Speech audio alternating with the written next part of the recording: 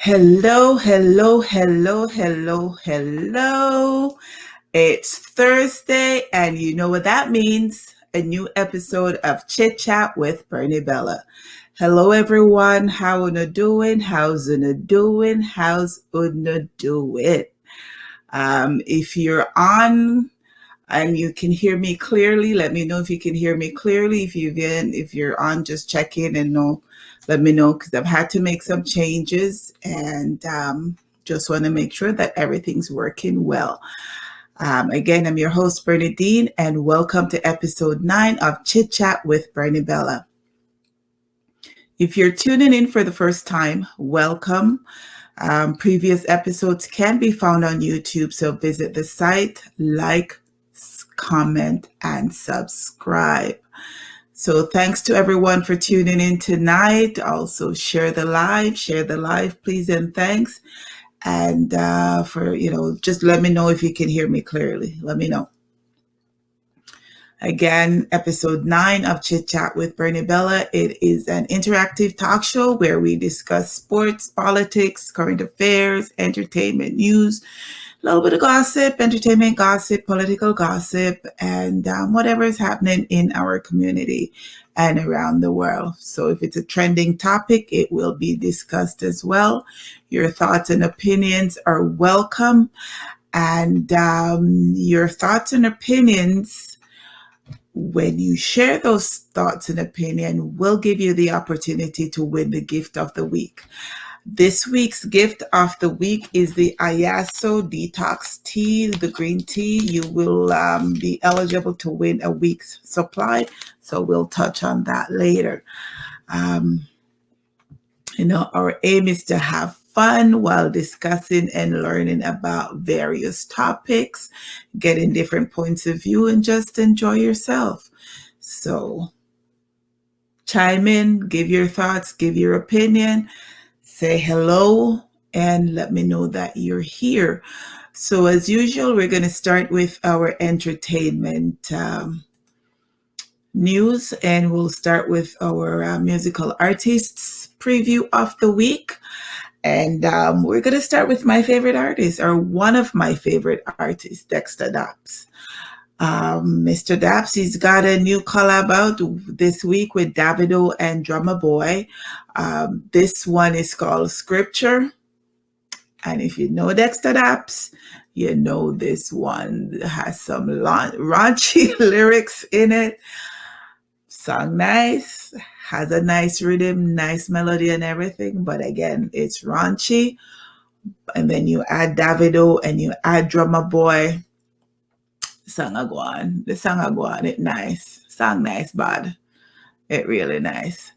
And then another artist that's doing big things right now is Skillibeng, and his song called Crocodile Teeth. He has remixed that song with Nicki Minaj, and it's doing quite well. It's streaming quite well. So again, big up to Skillibeng for his remix of Crocodile Teeth with Nicki Minaj. Next artist that we're going to touch on is Alkaline. His album called Top Prize debuted at number 1 on the iTunes reggae charts within 15 minutes of its official release. So big up to Alkaline, because that's an awesome thing. Sean Paul also has a new video out today called Boom, featuring Busy Signal. So big up to Sean Paul and Busy Signal. These artists they're doing big things during this pandemic time, so they're not letting the pandemic stop them. They're out doing their thing. So check out their videos and their albums on YouTube. And staying with the entertainment theme, another dancehall artist is continuing to expand his resume. Spraga Benz is starring a new movie called Second Chance that was filmed recently in Florida. It's an independent film produced by Cleon James, CEO and founder of Boston. Sorry, I'm just trying to fix my, CEO and founder of Boston-based Top Notch Vision Films. This film may be released in the summer, possibly on Netflix or Amazon. The exact platform has not yet been decided due to the fact that a lot of theaters are closed because of COVID. This film is based on a true story about the struggles people go through to gain opportunities they want. Tony Mataran and Super Twitch also have parts in this movie, so good looking out for them, and we'll look out for the movie Second Chance coming out this summer. And we're gonna touch on the sports arena. So my Raptors have missed the playoffs for the first time in 8 years. Their season has ended. They lost the last few games that they played, as they were only playing the secondary players. They didn't, and the bench players. They didn't have a lot of the starters playing.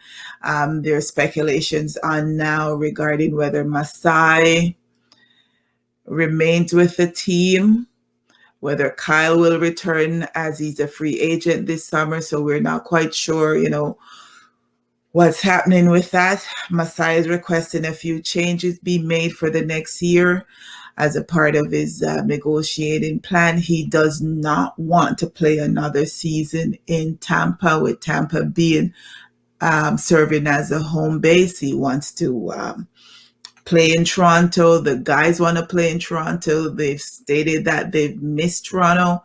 The food, the fans, even the weather. So we'll see what happens with that, because again, like I said, they want to play in Toronto.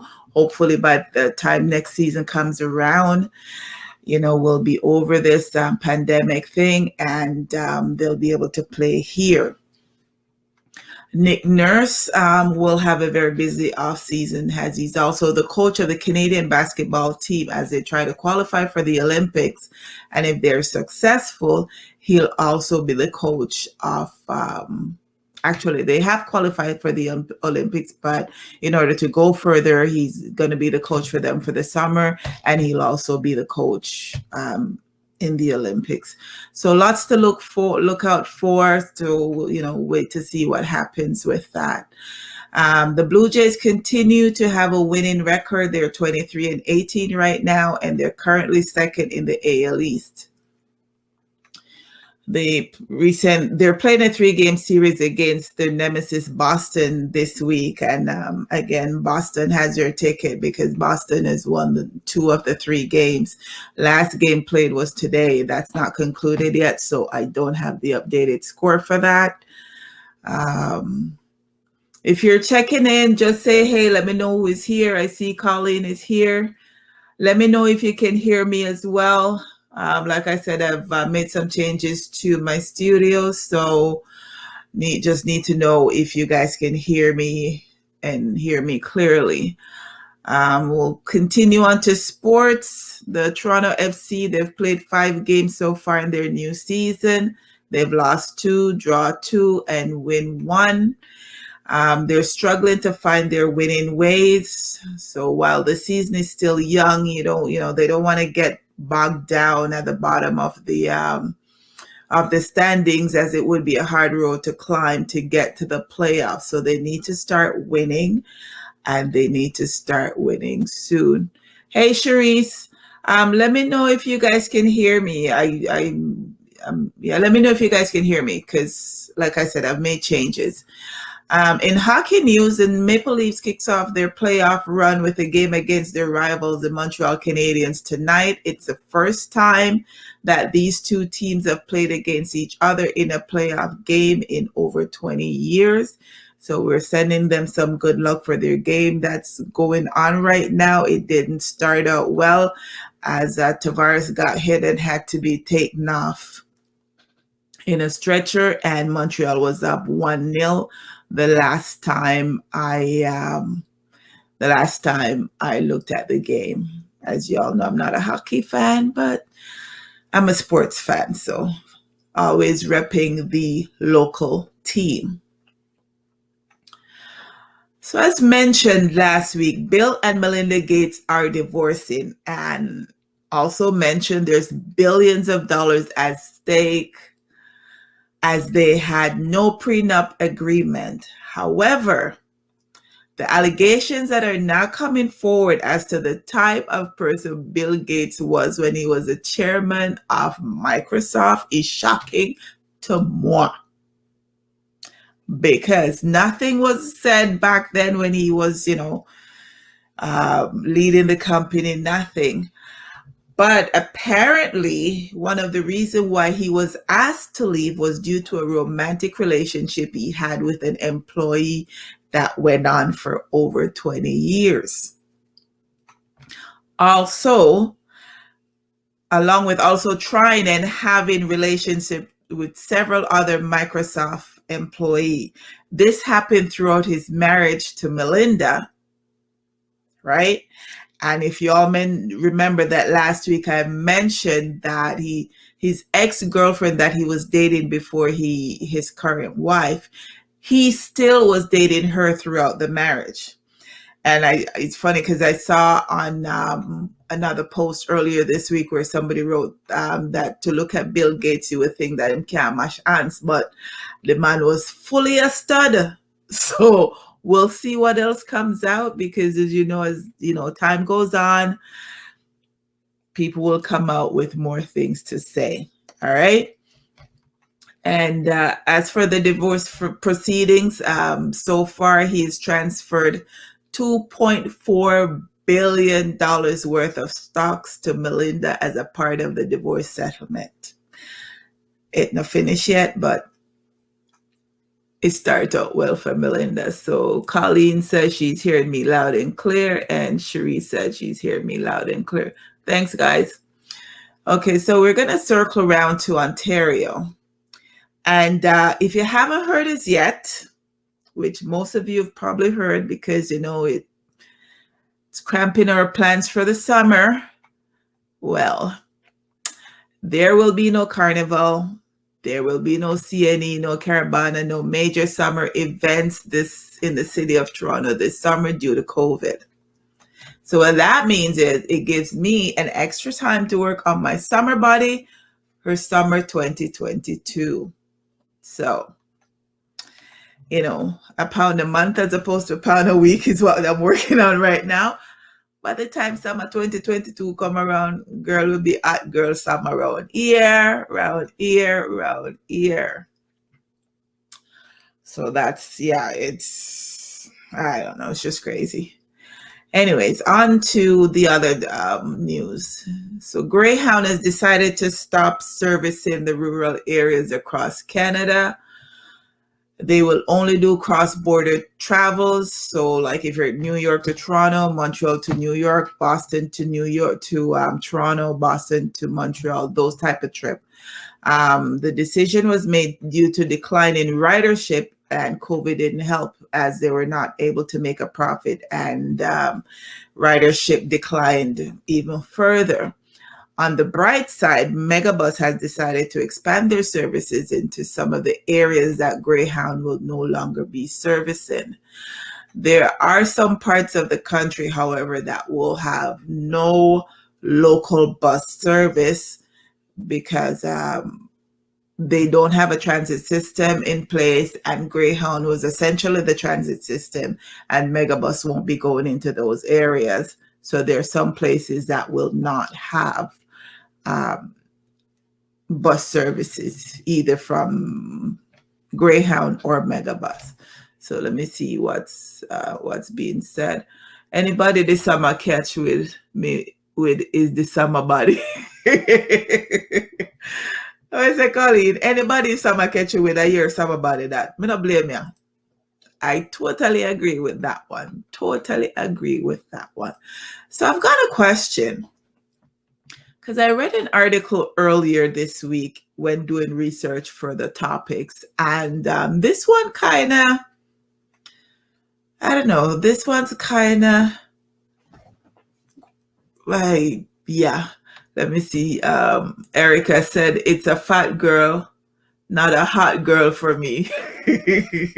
Erica, fat or slim, me a hot girl all the time. So the question is, how long is too long for a mother to be breastfeeding her child? And at what age should a child be weaned off breastfeeding? And I'm asking that question because the article I read, the mother wrote that she's still breastfeeding her two kids, one of whom is 4.5 years old. So that kid would be in kindergarten, in junior kindergarten right now. And the other kid is 2.5 year old. And she said she will continue to breastfeed them until they no longer want to be breastfed. She does feed them regular food. They're not permanently latched to her. She has them on a schedule, but she does breastfeed them every day. So how long is too long for a mother to continue breastfeeding their child? Like at 4 years old, should the child have already stopped getting breastfed at 2 years old, 2.5 years old? Let me know your thoughts on this one. Because, yeah, 4.5 and 2.5. And she said she has no plans to stop them. She will continue breastfeeding them until they tell her that they no longer want to be breastfed. And I just thought that was, I don't know, for me, that's a little bit cray-cray. But to each his own. But let me know your thoughts on that. So Colleen said she's crazy. Hi, Enid. I missed you last week. You checked in just as we were finishing. Beautiful good night. How are you, Justin? I am doing well, Enid. How are you? Colleen says she needs a perform.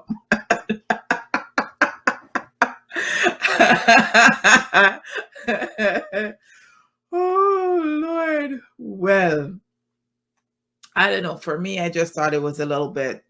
I think after probably age 1.5, maybe 2, it's time to give up that part of it. And yeah, but 4.5 and 2.5, and will continue to do so until, for me, it's just a little bit too much. But as Enid said, God, good, give thanks. That's awesome that you're doing well.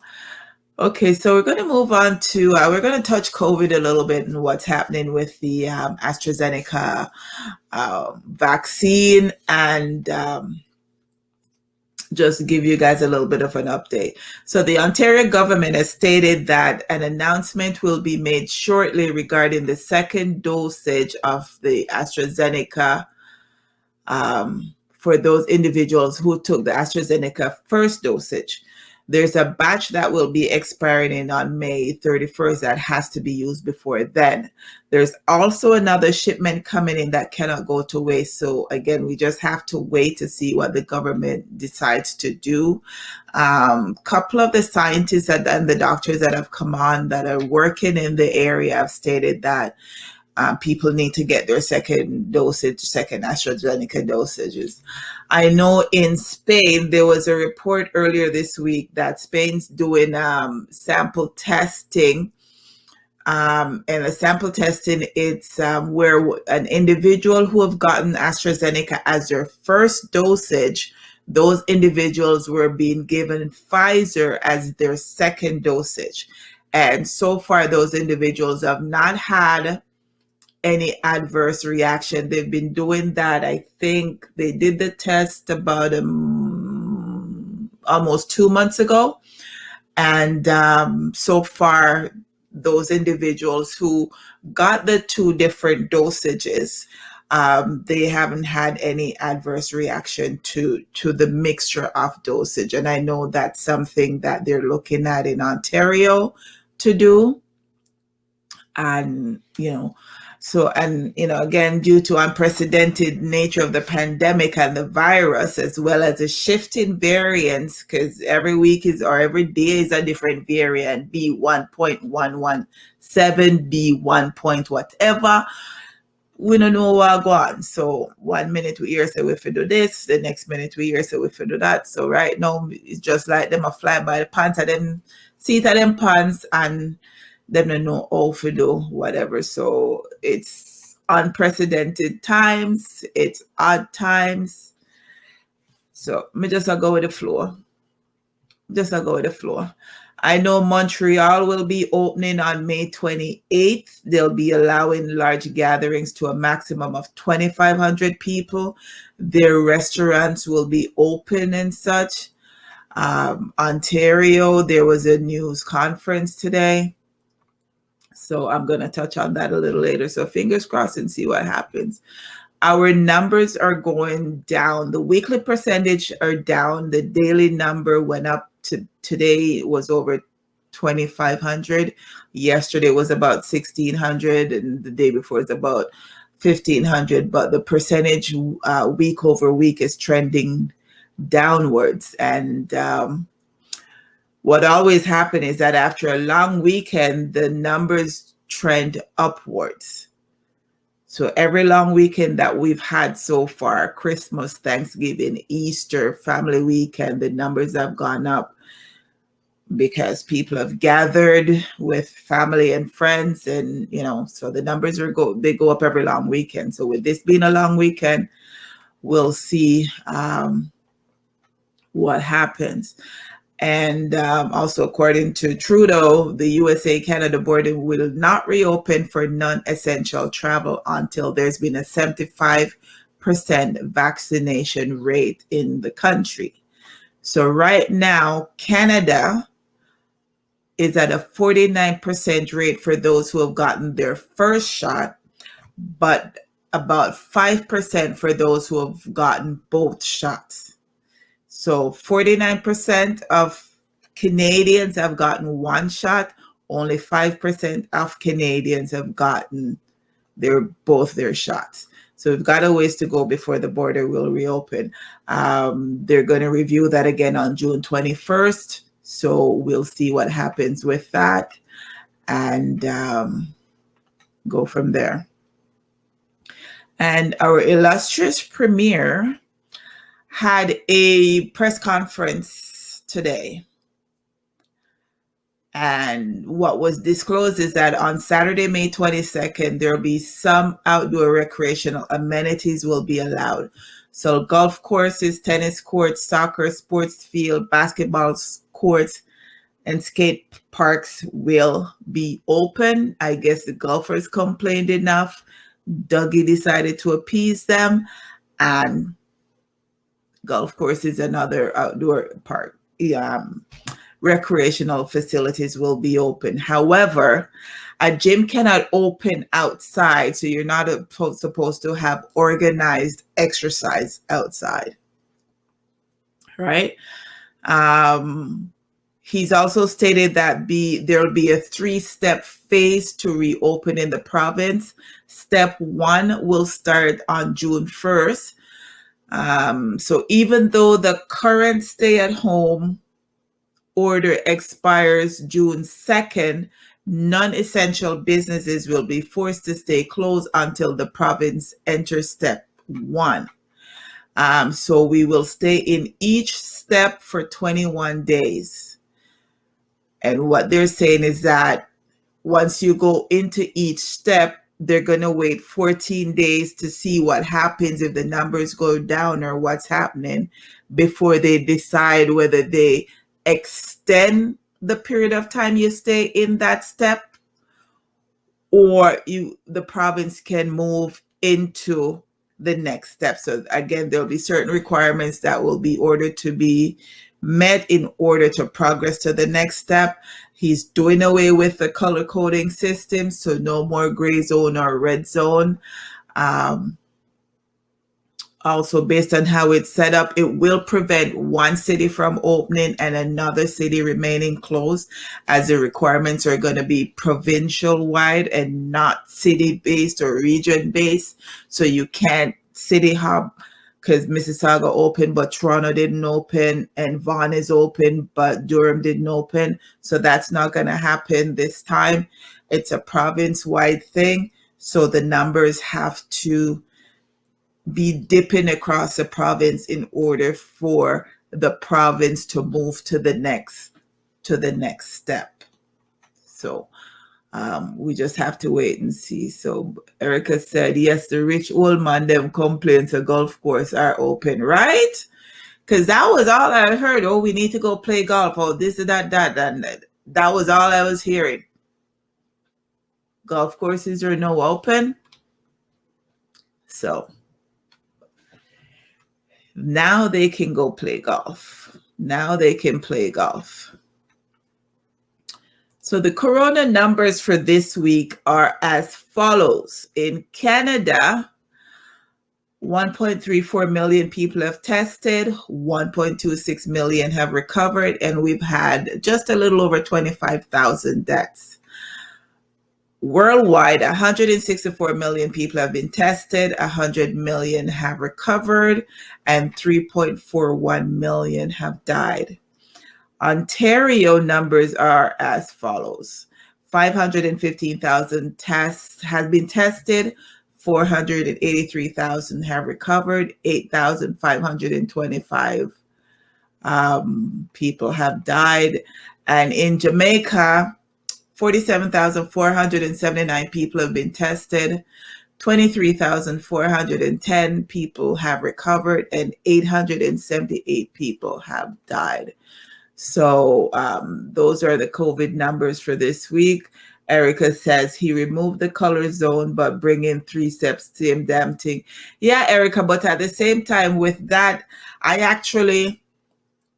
just want the province to be open. I just want to be able to go do what I need to do, buy what I need to buy, and all of that stuff. But the fact that it's everybody that has to move step by step works better for me, as opposed to Mississauga close, Toronto open, York close, Durham open. So people just go from, if Mississauga now open, me I go to Toronto. And if Toronto now open, me I go to Brampton. So it gives each city, everybody's now on the same playing field, the same level. Everybody take the same step forward. So for me, I like that part. I like that part. So we're going to circle now to Jamaica. So a couple of weeks ago, I'm not quite sure if you guys read this report or not, but a couple of weeks ago, there was a report that 5 men had buggered and raped a 13-year-old girl. And some of the men were arrested. However, the 13-year-old girl has rescinded her statement and stated that she was not buggered or raped. She claimed that she willingly had sex with them.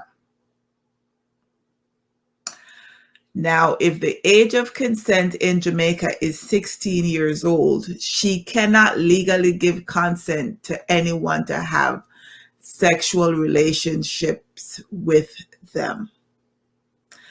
I've done a little bit more digging. I haven't heard anything else as to whether the charges will be dropped or if the charges will proceed without her testimony or what will happen with that. But yeah, a lot of people are upset that she initially made the statement, and it was a big thing in the district that I forgot where she was from. About her being raped and buggered. And then now she's coming back stating that, that didn't happen. And at the age of 13, she can't give consent. So I don't know how that works in Jamaica, because I know here,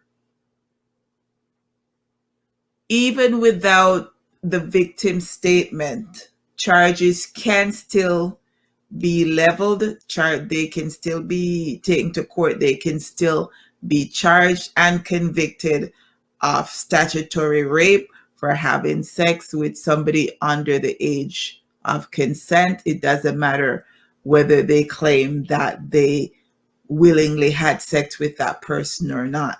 So I'm not quite sure if that's how it works in Jamaica. I'm not quite sure what happened. People are saying that she was threatened. People are saying that possibly her family was threatened. ideally, I think when something that like that happens, it shouldn't make the news. It shouldn't make the news. If she was raped, they should be charged, and the media should not report it, because then people are gonna know. And again, so I don't think it should be reported. So Enid says, I think somebody was afraid of someone. I think so too. Colleen said all her parents need to be charged. Facts. Erica says, obviously she or her family has been threatened one way or the other. That's what I believe. That's what I believe too. I think there's something going on, because 5 guys, and it was a big thing. I think only 3 of them were arrested. The other 2 were not yet arrested. And then she came forward and said, nothing happened. She gave consent, but at age 13, you cannot give consent to 5 guys to have sex with you. That's a crime in any country. That's a crime in any country. So I don't know how that's gonna go. But we're circling to Ontario, and this one I found quite interesting. So last year, I think it was about August or so, the York Region Police made a big bust at a mansion in Markham. Apparently, the owners were running an illegal casino, and it was one of 7 homes that the bust they raided. Guns, cash, and drugs were seized, along with illegal casino apparatus, machines, and stuff. However, earlier this week, all the charges were thrown out, as it was stated that 2 very expensive watches worth over $500,000 were stolen during the raid. Apparently, the watches, when the police did the raid, and whoever was initially taking photos, the watches were seen in the photos. After the raid was completed and whoever did the second set of photos, the watches were not seen in those second set of photos, and they did not turn up as a part of the evidence gathered from the house. Also, there's allegation that evidence was planted. They claim that a gun holster was placed in the bedroom of the owner in order to link the owner to the guns that were found in the home. Again, based on pictures that were taken of the crime scene when they did the raid, the holster wasn't there, and then miraculously it showed up there. And then with the watch, I'm thinking, how are you going to steal a watch? And not don't you think the man would know what he has in his house? And if it's missing, he can know that it's me. I don't understand. So apparently it's not the first time it's happened. This is the second major high-profile case that has had to be thrown out in York Region due to alleged police misconduct. There was another case with it was a mafia case, and they did the raid and arrested people, and again, nothing because of police misconduct.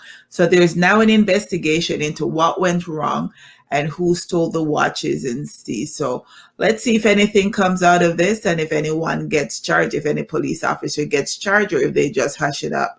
And the interesting thing to note on that is some of the policemen that were on the case with the other case that got thrown out are involved in this case as well. So that's something to bear in mind. Also, as a side note, the house is now up for sale for about $9.5 million. The male owner of the house has decided to forfeit his share of the sale proceeds, so that then he won't get his share of the money. That will go to the police department. His ex-wife and his daughter will get theirs. So again, that, that's quite interesting. There's some of the monies that were seized also. The husband, he won't get some of it back. Portions of it will go to his ex-wife and his daughter, who were both charged at the time when the raid happened. But charges against them were also dropped. And now, there's an investigation into what happened. So Colleen says, mix up, look how little police let the criminals get away, right? Erica says, corrupt cops, and Colleen says, fire them. Man, I'm telling you, like, big case like this, it was hundreds of thousands of dollars that were seized. I think it was about 11 guns, and it was a big thing last year when they did the raid. It made all the news and everything, and then poof, nothing. So it's just crazy. But yeah, so I'm circling to Jamaica. A 29-year-old man has been sentenced to 20 years in prison for the murder of his 8-year-old stepson. The sentence was handed down on Dwayne Thomas in the St. Catherine Circuit Court. He will be eligible for parole after serving 10 years. So I'm just thinking about the mother, that particular mother of that little boy. Like, that's her boyfriend or husband or whomever. And she brought him in the house, and now she's lost her son because of a decision she made based on the man she chose to date. And I mean, when you're dating somebody, it don't say murder. Well, sometimes it does say murder upon them, but you just choose to ignore that. But I feel sorry for the mother still, because, yeah, you lose your son based on a choice you made. So, yeah. I'm flying to the UK because Miss Naomi Campbell is a new mom at the age of 50. She's the proud mom of a baby girl. It didn't state whether it was by a surrogate or whether she was adopted or how she came to have the child. She's just happy to be a mom at age 50, and she is very, very excited. So congrats to her on her daughter. Okay. And flying over to Nebraska, Adam Price, 35-year-old Adam Price, was charged with murder after his 2 young children, ages 5 and 3, were found dead in his home where they were on their scheduled visitation. Apparently, he's going through a bitter divorce with his ex-wife, and the children were scheduled to be returned to his ex-wife. When she had not heard from them, she reached out to the cops to go to do a welfare check. The cops went. They claimed that there was not enough reason to forcibly enter into the home, so they left. She then reached out to her friends who went to the father's house, and the friends were the one who discovered both kids' bodies. So this man killed his kids in order to hurt his ex-wife. So very sad for the mother, losing both your kids that way. Again, if you could see the future, some money wouldn't be it. If you could see inside of how some people are, some money wouldn't be it, because I'm sure when they were getting married and when they met, it was all nice, and you didn't think that he would be killing the kids later just to get back at you because, you're getting a divorce. So, sorry for her. But May is lupus month, and I'm highlighting that because I do have friends, and I know of more than one person who has lupus. Color for lupus is purple, and lupus is hard to diagnose. It's a chronic autoimmune disease, and it's hard to diagnose because it imitates other illnesses. So you'll go in thinking it's one thing and they'll say, yes, it's that. But then you go home and you're still feeling sick and stuff. So it's hard to diagnose. It's a lifelong disease. It does go in remission, but you're never fully cured of it. And it does have its time when it flares up, and it can be very, very debilitating. And it's one of those diseases that it doesn't really have a specific race that are more prone to catching lupus or to having lupus. And it doesn't matter the age either. So again, I'm just highlighting that because I have friends with it, and it's just when it gets them, sometimes they end up in the hospital with it. So in Vaughan earlier this week, a brother age 4 and his 10-year-old sister died after being hit by a car while playing in their driveway. So a 16-year-old was driving his car when he veered off the road and onto the driveway, hitting 3 people playing in the driveway. The 2 children and their adult neighbor were playing in the driveway. The neighbor had come over to help them fix their bike when they were struck by the vehicle. All 3 were rushed to the hospital where both children died. The adult had non-life-threatening injuries and is currently recovering. The 16-year-old driver has now been charged with several offenses, and since he's a youth at age 16, his identity is protected under the Youth Criminal Justice Act. So my question is, should the driver parents also be charged for giving him the car to drive? Because at age 16, he would not have his full license as yet. He would only have his G1. His G1, which is a learner's permit, requires him to have a licensed driver with him at all times whenever he's in the car to drive. So do you think that his parents, if he didn't steal the car from home, like take it without permission, if they gave him permission to drive the car, do you think that they should then be charged as well for giving him the car to drive, knowing that he's not a fully licensed driver, knowing that he should not be driving without a licensed driver in the car? So my opinion, unless he stole the car, unless they can prove that he stole the car, and they had no knowledge of him taking the car, I think that they should be charged with some form of negligence or something, because you know that your boy is not a fully licensed driver. You know that your boy should not be driving by himself, and to give him the car to drive, no. So I just feel bad for the parents of those 2 kids. You think that you being in your driveway, you're safe, and turns out it wasn't safe for them to be in their driveway.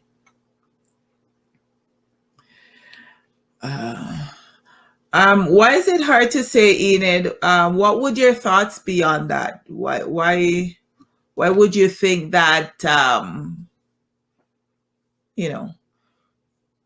because like I said, if they knowingly gave him the car, I think they should be charged with negligence. They should be charged with something. If he stole the car, then there might be a little wiggle room there. But if they knowingly gave him the car to drive, knowing he's not a fully licensed driver, I think they should be charged.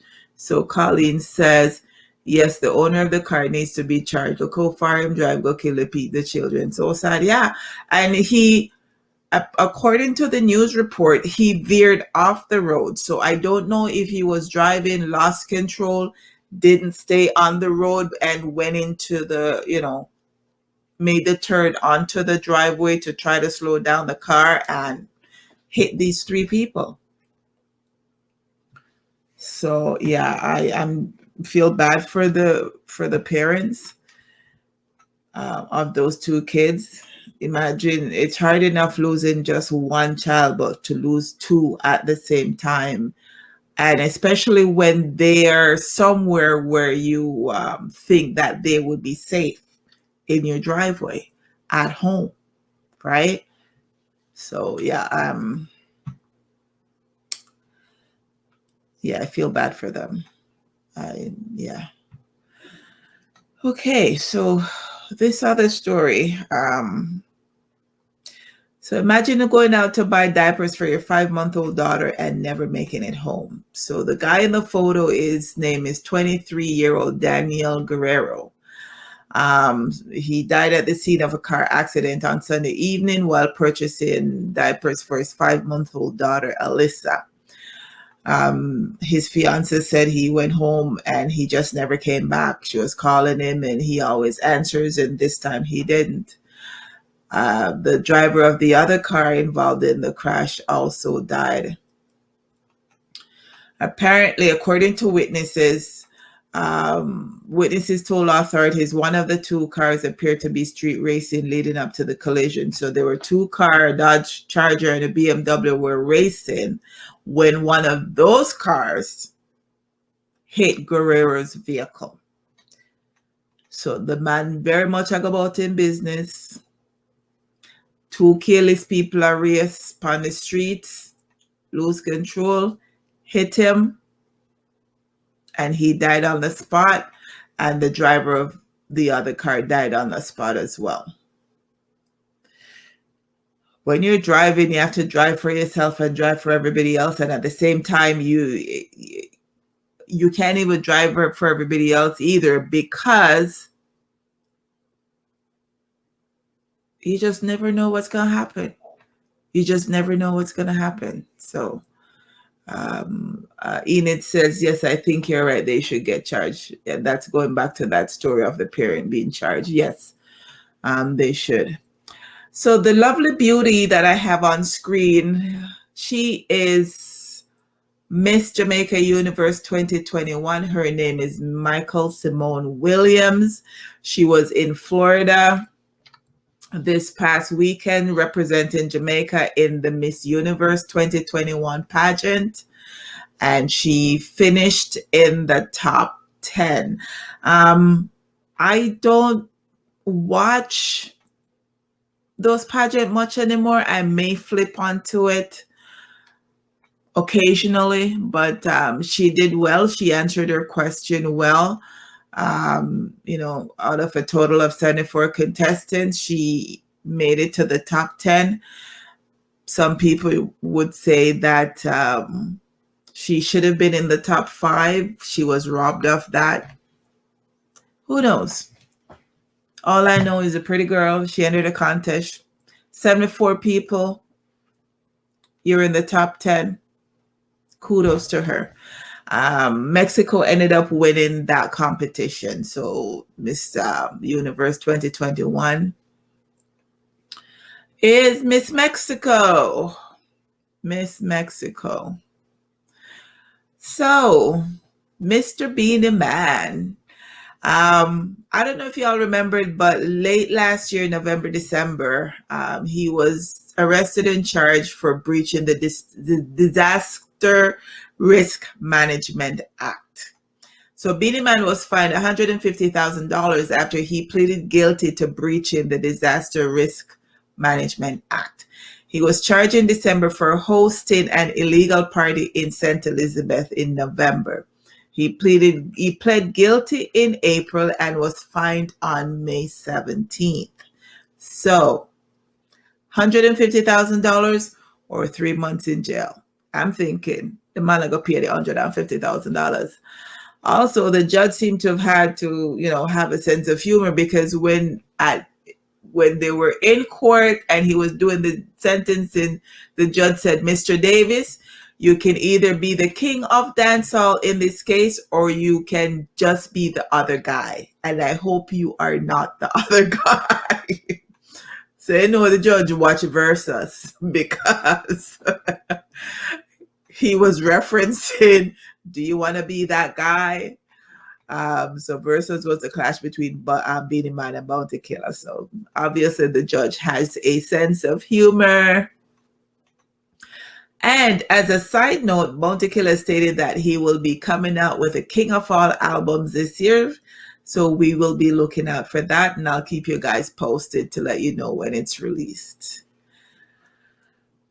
Okay, so dancehall superstar Mavado, you may or may not know that now disbarred real estate lawyer Jennifer Macedo defrauded Mavado of 30.7 million Jamaican dollars in a fraudulent real estate transaction.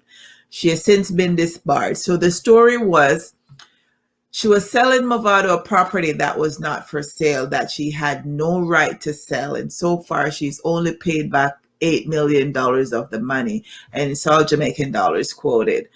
And today she showed up in court, and instead of providing an affidavit as to how she will be repaying the money, she's now stating that she was bankrupt. She's provided no proof of how she's bankrupt or why she claimed that she's bankrupt, and has been ordered back in court on July 22nd for her to file an affidavit and for Mavado's lawyer to respond to said affidavit, and the case is to be mentioned again on July 29th. So the case is that it is alleged that Macedo collected $30.7 million from the entertainer through his attorney after professing that she was acting on behalf of a property owner who she claimed was incarcerated overseas. However, it was later revealed that the owner had never been incarcerated and had not given her permission for his Grosvenor Terrace, Kingston 8 home, which was not even on the market to be sold. So the well-known real estate attorney was disbarred in 2018 and had been slapped with several fraud-related charges in separate cases in which investigators alleged that she used forged documents to sell a number of properties valued at millions of dollars.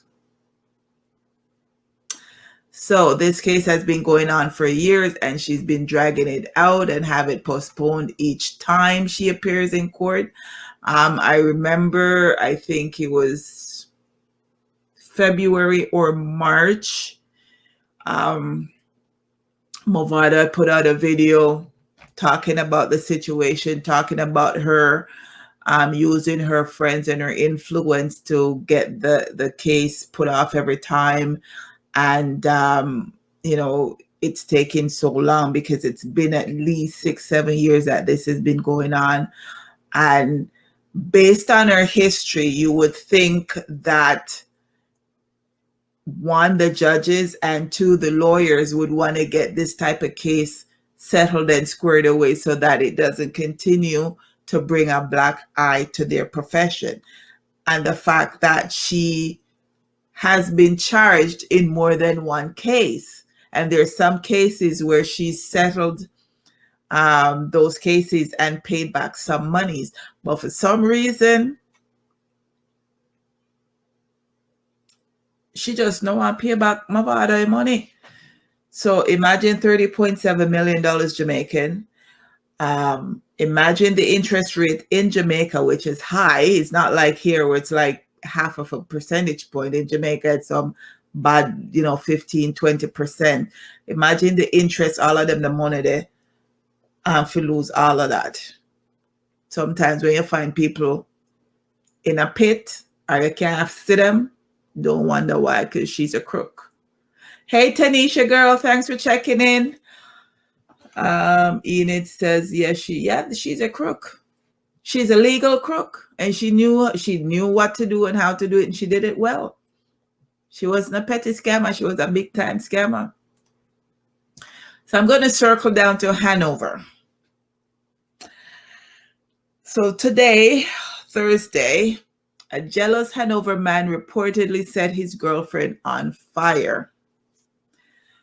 A jealous boyfriend in Great River, Hanover, is on the run after allegedly dousing a woman with gasoline and setting her afire, much to the horror of bystanders. The woman was left completely nude after several persons rushed to her rescue using flour and a blanket to put out the fire that had engulfed her. The police, who were early on the scene, rushed the woman to the Noel Holmes Hospital, where she was admitted in a critical condition. The boyfriend, who is said to be from Westmoreland, is now being sought after fleeing the scene. Reports are that the couple, who operate a car wash and bar at Great River, were at the location at about 4:30 p.m. when the boyfriend accused the woman of disrespecting him. In a fit of anger, he reportedly doused her with flammable substance before setting her ablaze. He is alleged to have then also soaked the premises with gasoline before lighting it as well and walking away. People close to the bar and car wash who went to investigate the fire were able to rescue the woman as she ran out of the building. However, they could only look on helplessly as the building burned. When the cleaner arrived at the scene soon afterwards, a woman whose scorched skin bore witness to the vicious attack shouted that he was her boyfriend who had set her on fire. According to the woman, "Me no know what wrong with him. Him jealous over me and said me I diss him and set me on fire."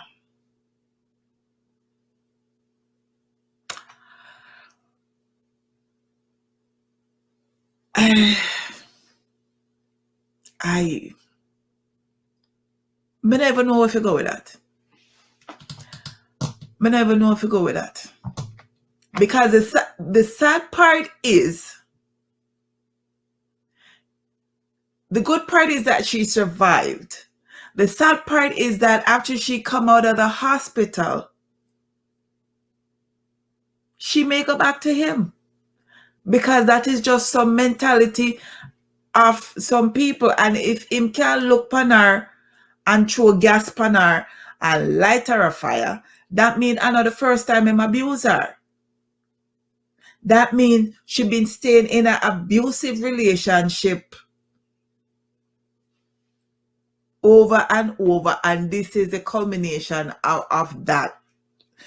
I never know where to go with it. Honestly, I don't know where to go with that. What to do with it? Where to go with it? Colleen says, so why did he run? You know, it's a bad man when time them do for them things, them always run, them nasty. Tanisha says, my goodness. Colleen says, wicked man. Lord help him. Tanisha says, the trauma. That is a battered woman. And yeah, I don't know what to say. I don't know what to say. I don't know if that should be my what the F moment, but I got one for you. So, this Australian man, he is now 111 years old, 128 days and counting. Yes, they're counting the days of how old he is. He says one of his secret to longevity is by eating chicken brains. The man said, chicken brains, you know, chickens have a head and in there, there's a brain and they're delicious little things. Kruger said, there's only one little bite. Oh man, the man said there's only one little bite. They're delicious little things, and they're a part of his secret to living to 111 years. Me not eat chicken brain, so we'll see how long I live, but not eating chicken brains at all. Not at all, not at all, not at all. Let's see who else has checked in. No words mean, it says, no words, my prayer goes out to her. I'm hoping she survives. I am hoping she survives. I didn't look at the picture to see how how much burns she had to her body. I didn't want to see that. But I mean, gasoline, very highly flammable. So, and if, it burned off most of our clothes, and if you know how gasoline burn, like it literally strips off the outer layer of your skin in seconds. So, Colleen says, me believe him. I know a lady that feeds her 2 daughters on it. The girl's intelligent out of this world. Really, Colleen? Wow. Chicken brains. Interesting. Got a question for you parents. Was reading an article earlier this week, and the question is, what would you do if your kids walked in on you while you were having sex with your partner, whether the partner is the father or whatever? What would you do if your kids walked in while you were having sex? And what conversation would you have a conversation with them about what they saw? So say the kid was 9, 10, 11 years old, in that age group, and they walked in while you were having sex with your partner, whether it's their father or your partner that you're in a relationship with. What would you do? What would your conversation be? And would you even have a conversation with the kid? Would you say anything to them? Or would you just let it slide and hopefully that trauma, hopefully they won't mention that trauma. Hopefully they won't mention that trauma. And it happened to actress Jessica Alba and her husband Cash Warren. Their 9.5-year-old daughter walked in on them, and Jessica said she cried, and they went to have a conversation with her, and Jessica reached out to her husband's sister to try to figure out how to deal with the situation. However, the husband's sister had already heard about it because the daughter had already called her aunt to tell her that's what happened. And part of the conversation was that now you will knock on the door before you walk into my room. So Tanisha said she would die. And Colleen said that's why these parents must teach the children that we once knew to knock. My daughter knows my door. I'm in my room by myself, but knock, knock, knock, knock. That's it. Do not come in. And me going into her room, I know she's alone in there, but I'm knocking. I never enter any room me I go in at the door knock. And my daughter knew that growing up. Say knock and wait for me to tell you to come in. So let's see. Marian says sex not nice again. Marian, what kind of sex you have? It's not nice. Aye. And Colleen says knock and wait for an answer. Yeah, that's true.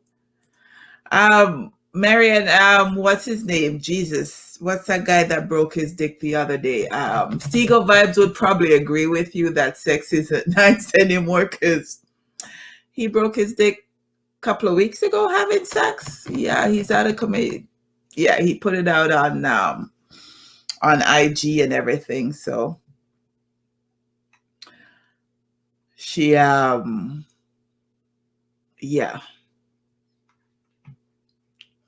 Oh, let's see. Oh, after she see you, the sex was nice. Oh, okay. I get you. And then Colleen says, Marianne. Oh yeah. So, oh yeah, Colleen, you may know Marianne, being from Trelawney and everything. Yes. Colleen said, draw for the sheets.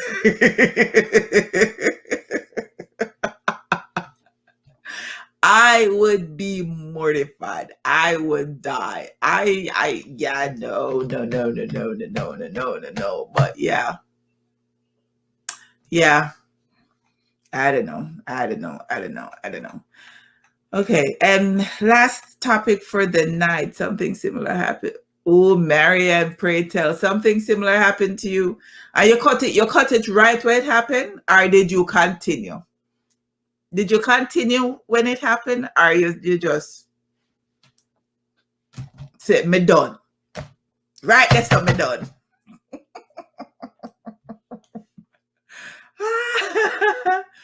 Oh Jesus. Marianne said we laughed so hard, cut, girl.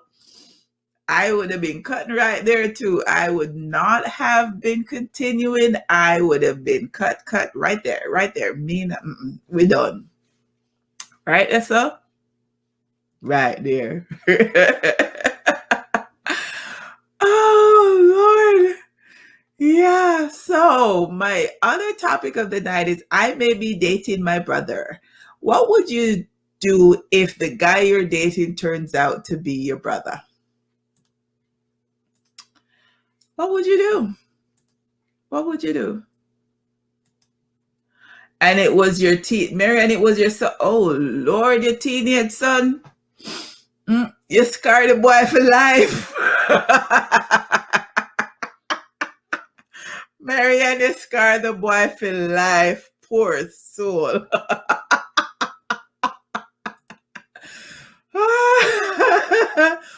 Poor soul. Oh Lord. Yeah. Wow. Yeah. So this 17-year-old is in that position right now. Has her father told her that the boy she's dating could be her brother because he used to date her mother. And she says she wants to continue dating the boy as she thinks at age 17 that boy is the love of her life. Now, the girl's mother doesn't know that the boy she's dating could be her brother. And the father has told her that she can't tell the mother that she cheated with the boy's mother way back when. Apparently, the father is a serial cheater and has several kids outside the marriage, but this is one kid that the mother doesn't know about. And the girl has already had sex with the boy. So she's potentially had sex with her brother. The father doesn't want to go do DNA, and it's up in the air right now. Let's see. Marion said my would have did. He wasn't scared him too. No. Colleen said, ladies, in all my pain, that story made me laugh. Don't laugh too hard because I don't want you to be in pain over there, Colleen. Cherie says, hi, Marion. Colleen says, go and do DNA. Marion said, hey, Cherise, miss you. Enid says, my internet went down, so I missed out. Oh, sorry about that, Enid. Sorry about that. So we're just on the topic of what would you do if you found out that the boy you're dating could potentially be your brother. That's where we're at on that one. So the father, like I said, the father doesn't want to do a DNA test. They've already had sex at age 17. And she thinks that the boy is the love of her life, and she does not want to stop talking to him. So I don't know what to say about that one. Me, I would have stopped, but I mean, at age 17, you think the world is passing you by. Maybe your only boy. I don't know. There's just some icky factor there. So I don't know. But those are our topics for tonight. I am our soul chattings for tonight. Our soul chatting for tonight is humility is not thinking less of yourself. It's thinking of yourself less. And that's by Rick Warren. So humility is not thinking less of yourself. It's thinking of yourself less. All right. So we're going to do giveaway. We're going to do giveaway. Let's see. Colleen says, God will forgive the sex, but as a parent, it's easier for them to stop now. This is not any Jerry Springer or Maury. I know kids right here in Toronto are afraid to date black men because they're afraid it could be their bro. Tanisha says, love that. Thank you, Tanisha. Marianne, I know that feeling because, and just to go back where you say, you know, kids are in Toronto afraid to date black men because they're afraid it could be their bro. I know that feeling. My dad had 12 kids, 4 boys, and I didn't know them. So I would do investigation. Like where you're from, who your family is. Try to get a backtrack to see how far back I could go. But then that's in my later years. In my younger years, thankfully, I didn't live in the district where my dad lived, so that was less of an issue for me. I don't know how I would have dealt with that, but I feel bad for her. I do feel bad for her, but it is what it is, and she has the opportunity to cut it off and just be, you know, just cut it off and start it. She's 17.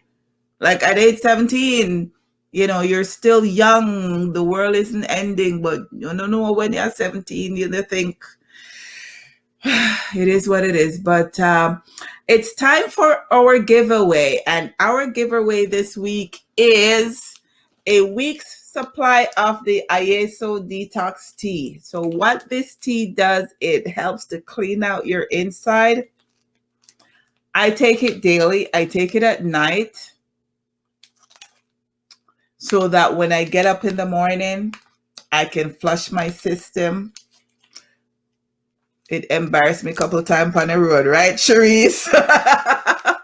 But it's a green tea. It doesn't really have any flavor. So I'll be sending out a week's supply of this to whomever wins the giveaway this week.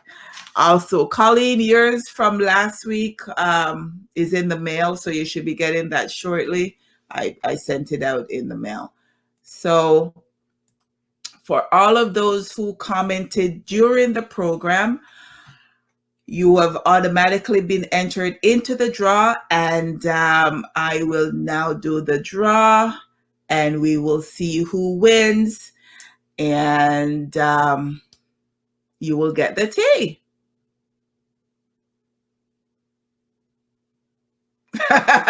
Okay, Sharice, I'm not giving you the tea.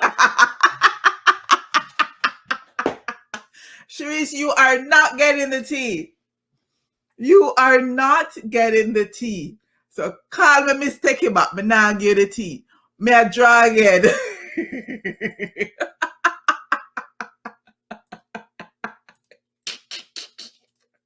Me a draw again, Sharice. You're not getting the tea. Me I take it back. Me I take back the tea. Enid!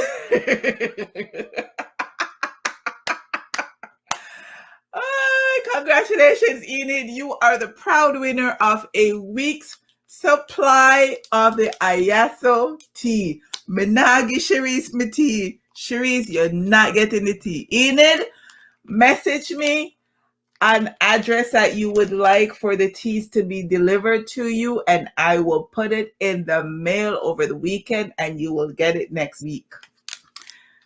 Thank you all. Yes, me I mistake it back. I am mistake back.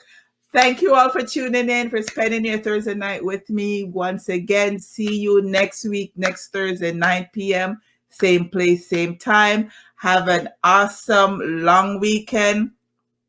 Wear your mask. Be safe. Be careful on the road. You know, the crazy people are out there. And see you next week. Thanks for tuning in.